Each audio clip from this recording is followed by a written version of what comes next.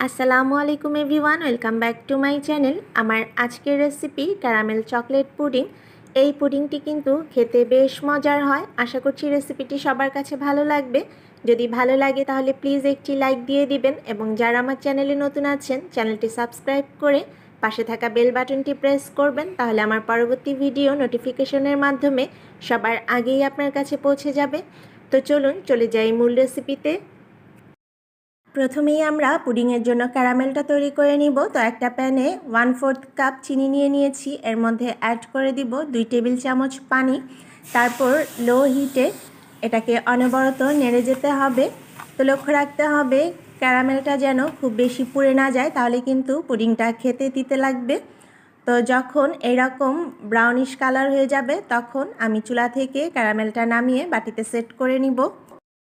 যে বাটিতে আমরা পুডিং তৈরি করব সে বাটিতে ক্যারামেলটা ঢেলে নিতে হবে। তো ক্যারামেল সেট হতে হতে এখন আমরা চলে যাব ডিম দুধের প্রিপারেশনে। একটা বাটিতে রুম টেম্পারেচারে থাকা 4টা ডিম নিয়ে নিয়েছি। তো ডিম যদি ফ্রিজে থাকে সেক্ষেত্রে আধা ঘন্টা আগে ফ্রিজ থেকে নামিয়ে রাখবেন। এখন একটা হ্যান্ড উইক্সের সাহায্যে ডিমগুলোকে ভালোভাবে ফেটে নিব। এর মধ্যে অ্যাড করে দিচ্ছি 2 কাপ লিকুইড দুধ। তো দুধ আমি আগেই জাল করে কিছুটা ঘন করে নিয়েছি, কারণ পুডিং তৈরির ক্ষেত্রে দুধ যত ঘন হবে পুডিং তত দ্রুত জমবে। 1/3 কাপ দিয়ে দিচ্ছি চিনি। মিষ্টিটা আপনারা আপনাদের পছন্দ মতো দিয়ে দিবেন। দিয়ে দিচ্ছি 1 টেবিল চামচ এবং আরও 1 চা চামচ কোকো পাউডার। এখন এই সবগুলো উপকরণ খুব ভালোভাবে মিশিয়ে নিতে হবে।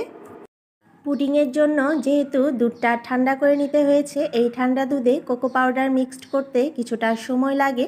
তো যখন কোকো পাউডার ডিম দুধের সাথে ভালোভাবে মিশে যাবে তখন একটা স্ট্রেনারের সাহায্যে ছেঁকে আমরা যে বাটিতে ক্যারামেল সেট করেছি সে বাটিতে পুডিংয়ের মিশ্রণটা দিয়ে নিব।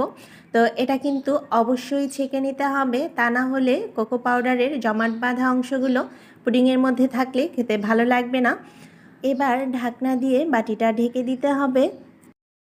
একটা হাঁড়িতে স্ট্যান্ড দিয়ে স্ট্যান্ডের সমান করে পানি দিয়ে দিয়েছি। এখন পুডিংয়ের মিশ্রণটা যে বাটিতে ঢেলেছি সেই বাটিটা এই স্ট্যান্ডের উপর বসিয়ে দিব এবং বাটির উপর একটা ভারী কিছু দিয়ে চাপ দিয়ে ঢাকনা দিয়ে ঢেকে চুলায় বসিয়ে রাখবো 30 থেকে 35 মিনিট। প্রায় 30 মিনিট পর ঢাকনাটা তুলে পুডিংটা একটু চেক করে নিব। তো একটা স্টিক দিয়ে দেখব, যেহেতু স্টিকটা একদম ক্লিন এসেছে তার মানে পুডিংটা হয়ে গিয়েছে। এখন এটা চুলা থেকে নামিয়ে নিব। তো আপনাদের ক্ষেত্রে গ্যাসের অনুযায়ী একটু কম বেশি সময় লাগতে পারে। তো পুডিংটা রুম টেম্পারেচারে রেখে একটু ঠান্ডা করে নেওয়ার পর ফ্রিজে রেখেছিলাম। এখন এটা মোল্ড আউট করব। তো একটা ছুরির সাহায্যে চারদিক দিয়ে এভাবে করে নিলেই কিন্তু খুব ইজিলি পুডিং মোল্ড আউট হয়ে যাবে। এখন এর উপর একটা প্লেট রেখে তারপর বাটিটা উল্টো করে ধরলেই পুডিংটা খুব ইজিলি বের হয়ে আসবে। ব্যাস তৈরি হয়ে গেল মজাদার ক্যারামেল চকলেট পুডিং। এখন এর উপর আমি কিছুটা বাদাম গুঁড়ো করে ছিটিয়ে দিচ্ছি। তো এটা দেখতেও সুন্দর লাগবে আর খেতেও ভালো লাগবে। এটা অপশনাল, আপনারা চাইলে দিতে পারেন, না দিলেও চলবে। আপনাদের ইচ্ছা মতো আপনারা চকলেটের উপর ছিটিয়ে দিতে পারেন। এখন পুডিংটা একটু কেটে আমি দেখাচ্ছি যে এর ভিতরটা কেমন হয়েছে। তো নর্মালি ক্যারামেল পুডিং আমরা অনেক খেয়েছি, এই চকলেট ক্যারামেল পুডিং কিন্তু খেতে দারুণ লাগে। একবার বাসায় ট্রাই করলেই আপনারা আমার কথার সত্যতা বুঝতে পারবেন।